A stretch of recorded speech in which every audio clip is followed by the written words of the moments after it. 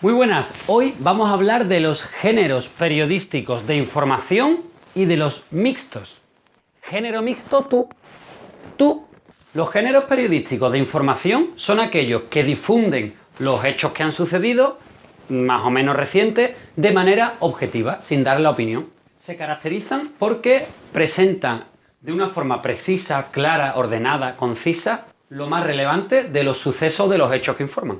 Lo importante son los hechos narrados, las cosas que se cuentan, no cómo se cuenta, quién lo cuenta, cuál es la opinión de quien lo cuenta. Solo lo que importa es el hecho en sí o los hechos en sí. Y como estamos contando, obviamente predomina la modalidad narrativa. Algunos de los principales géneros de información son los siguientes: la noticia, el reportaje o la entrevista. La noticia consiste en relatar de manera objetiva unos hechos recientes de interés general por su rareza, trascendencia, interés humano, proximidad.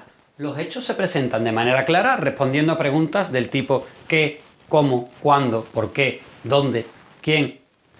Bueno, ¿os está quedando claro? Sí, a ver, ¿quién me lo puede repetir? ¿Quién me lo puede explicar? Tú mismo. No,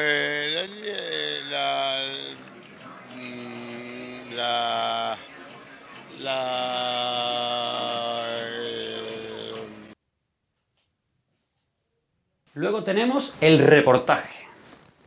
El reportaje relata hechos de interés general, aunque no tienen por qué ser precisamente hechos recientes.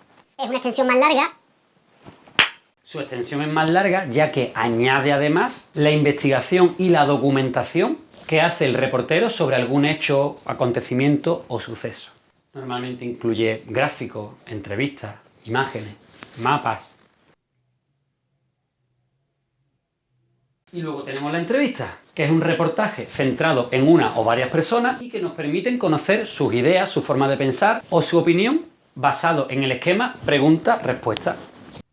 Estos eran los géneros de información. Vamos a ver ahora los géneros mixtos, ¿vale? ¿Sí o qué? Estoy un poquito nervioso. Como su nombre indica, los géneros mixtos lo que hacen Como su nombre indica, los géneros mixtos lo que hacen es que combinan información objetiva con la opinión subjetiva de la persona que está escribiendo o contando esos hechos.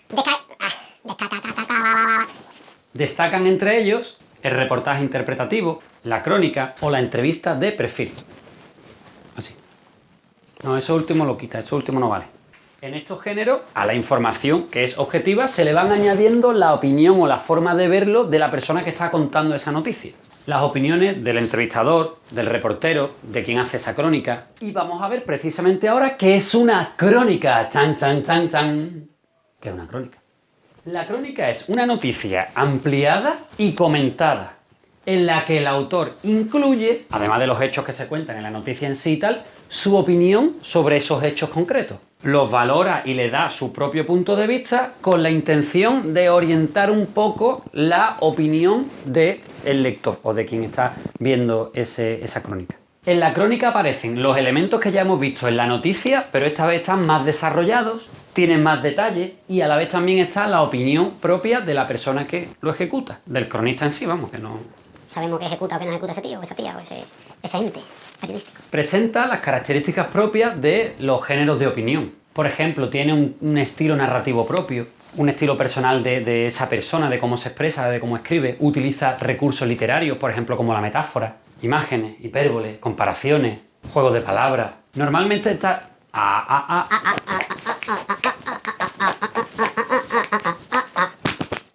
Normalmente está redactado en primera persona y a su vez incluye descripciones de ambientes, anécdotas.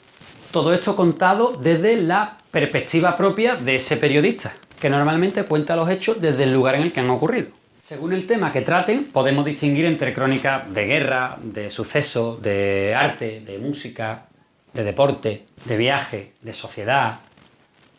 ¿Qué más? Y con esto que os acabo de contar, acabamos ya el vídeo por hoy. Ya vale.